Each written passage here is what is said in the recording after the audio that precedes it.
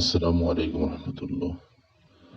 যারা বিবাহ বার্ষিকী কার্ডকে সুন্দরভাবে সাজাতে চান, তো আপনি মোবাইল থেকে আপনার যে কোনো একটি ব্রাউজার সিলেক্ট করে নিতে হবে। তো সর্বপ্রথম আমি ক্রোম ব্রাউজারটা সিলেক্ট করে নিলাম। এ জায়গায় সার্চ বারে আমার লিখতে হবে আইডি কার্ড স্ক্যান প্রুফ। লেখার পরে আমার সর্বপ্রথম যে ব্রাউজারটা আসবে, এর ব্রাউজারে আমি ক্লিক করব।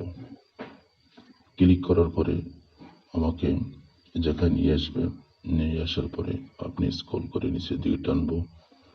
নিচের দিকে টানার পরে যে ম্যারেজ কার্ড, বিবাহ বার্ষিকী যে কার্ডটি আছে, লাভ ম্যারেজ, ওই বিবাহ বার্ষিকী কার্ডের উপরে আপনার ক্লিক করতে হবে। আমি ক্লিক করলাম। করার পর আমাকে এইভাবে সুন্দরভাবে ইন্টারফেসে নিয়ে আসছে। এই জায়গা থেকে আপনার যে নামগুলো আছে, আপনার পছন্দ মতো নামগুলো সিলেক্ট করবেন। আপনার জন্ম নিবন্ধন এবং আপনার বিবাহ বার্ষিকীর তারিখটা আপনি সিলেক্ট করে নিতে পারবেন।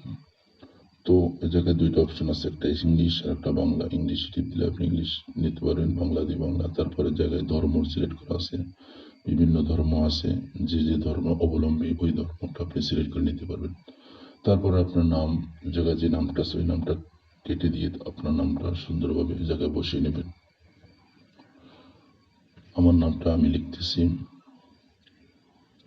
আপনার নামটি লেখার পরে এবার আপনার আপনার ওয়াইফের নামটি এই জায়গায় সুন্দরভাবে লিখবেন।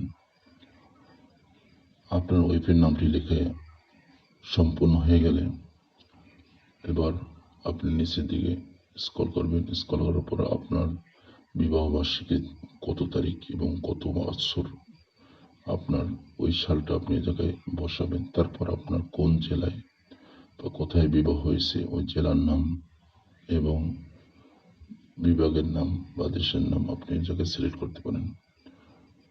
আমি সিলেক্ট করে নিলাম।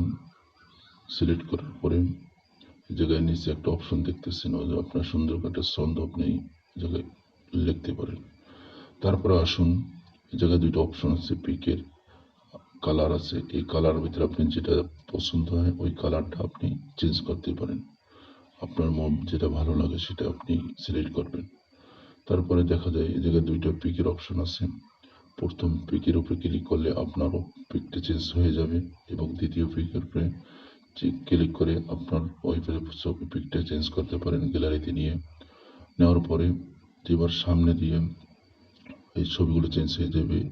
তারপরে নিচে স্ক্রল দিয়ে টানার পরে এটা আপনি সেভ করতে পারেন পিডিএফ এর মাধ্যমে আপনি, অথবা স্ক্রিনশট দিয়ে আপনার প্লেয়ারতে রাখতে পারেন। ভিডিওটি ভালো লাগলে চ্যানেলটি সাবস্ক্রাইব করে পাশে থাকুন। সবাইকে অসংখ্য